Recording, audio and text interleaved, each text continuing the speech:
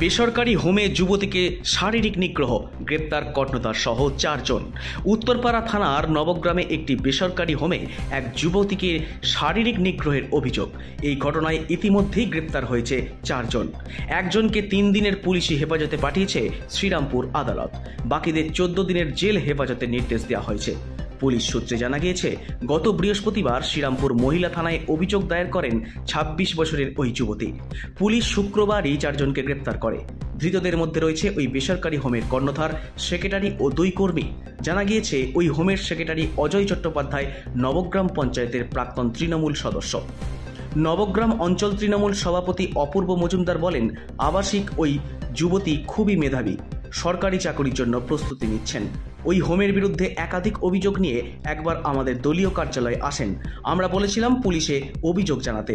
অজয় এখন আর তৃণমূল করে না, তবে অজয়ের যথেষ্ট প্রভাব আছে। বিভিন্ন জায়গার সঙ্গে সে যুক্ত, তৃণমূলের সঙ্গে তার আর কোনো সম্পর্ক নেই। সে দোষী, সে শাস্তি পাবেই।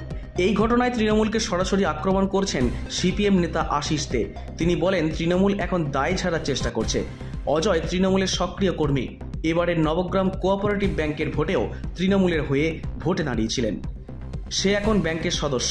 আশিস দে দাবি করেছেন, অজয় আগেও তৃণমূলের হয়ে কোঅপারেটিভ ব্যাংকের বোর্ড অব ডিরেক্টর ছিলেন। এখন যেই খারাপ কাজে নাম জড়িয়েছে, এখন দায় ছাড়ার চেষ্টা করছে তৃণমূল। আমরা এর বিরুদ্ধে তীব্র আন্দোলন করব। এই ঘটনায় শাসক দলকে বিঁধছে বিজেপিও। বিজেপির নবগ্রাম মণ্ডল সভাপতি রাজেশ রজক বলেন, ওকে আমরা চিনি, ওর অনেকগুলো রূপ আছে। তৃণমূলের সদস্য ছিলেন। যদি অভিযোগ সত্যি হয় তাহলে পুলিশ ব্যবস্থা নিক। তৃণমূল করেন, তাই পঞ্চায়েতের সঙ্গে ওটা বসাতো থাকবেই।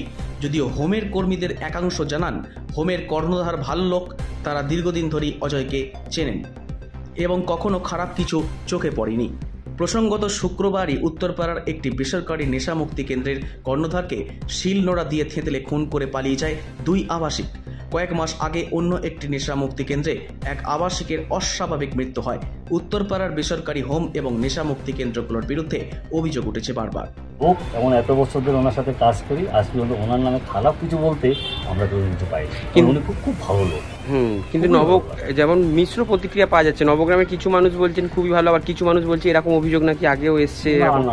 না, আমি আজকে এখানে প্রায় 25-26 বছর ধরে 70 বছর ধরে কাজ করছি 50 প্রোগ্রাম নিয়ে, কিন্তু আজ পর্যন্ত ওনার নামে খারাপ কোনো রিপোর্ট আজ পর্যন্ত আমরা পাই। মানে ওনার সাথে এতদিন মিশে আমরা চলছি, অত্যন্ত ভালো লোক, আমাদের খুব শ্রদ্ধা করে, আমরা শ্রদ্ধা করি না।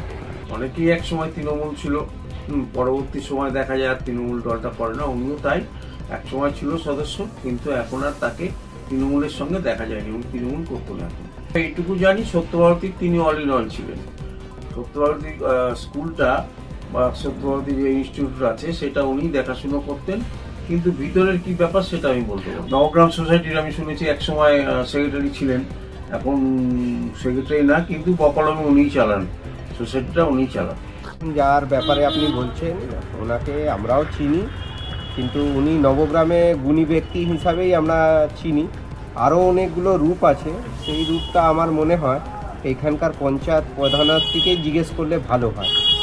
আর এটা তদন্তর বিষয় আছে, তদন্তর বিষয় খুব যা দেখার দেখবে, এই বিষয়ে আমার কিছু আর বলার নেই। টিএমসি করেন, সে তো এখানে টিএমসি পঞ্চায়েত আছে, তো টিএমসি পঞ্চায়েতের সাথেই তো ওনার ঘনিষ্ঠ থাকবেই, এটা জানা কথা। যত তৃণমূল কংগ্রেসের অ্যাক্টিভ সক্রিয় কর্মী, এবারেও যে বোর্ড গঠন হয়েছে সমবায় ব্যাংকের, নবগ্রাম সমবায় ব্যাংকের, সেই বোর্ডেরও তো ও মেম্বার, তাহলে ও কী করে তৃণমূল কংগ্রেসের বাইরে যাবে? আর যেহেতু একটা অপ্রীতিকর ঘটনার মধ্যে জড়িয়ে গেছে, সেই কারণে তৃণমূল কংগ্রেস এটাকে অস্বীকার করে। Bureau report, Hooghly Times.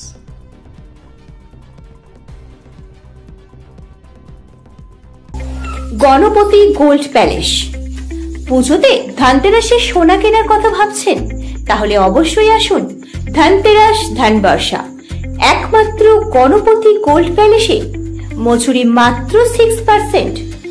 শুধু তাই নয়, পুরানো সোনার বদলে নিয়ে যান হলমার্কযুক্ত সোনা বা রূপোর গহনা, সঙ্গে পেয়ে যান প্রতিটি কেনাকাটায় নিশ্চিত উপহার।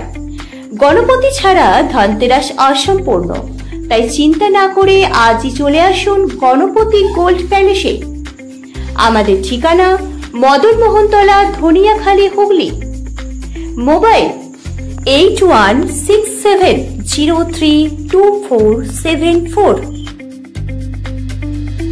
আপনার আমাদের সবার পছন্দের একটাই নাম, বাপি ট্রেডার্স। এখানে পাবেন অনেক কম দামি খাট, আলমারি, dressing table, dining table, showcase, sofa cum bed, computer table সহ আরো অনেক কিছু। দুর্গাপুজো থেকে জগদ্ধাত্রী পূজা পর্যন্ত কেনাকাটায় পাচ্ছেন আকর্ষণীয় ছাড়। তাই দেরি না করে আজই আসুন বাপি traders, Boinchi, ভাস্তারা road, Boinchi, Hooghly. Mobile 9932641361।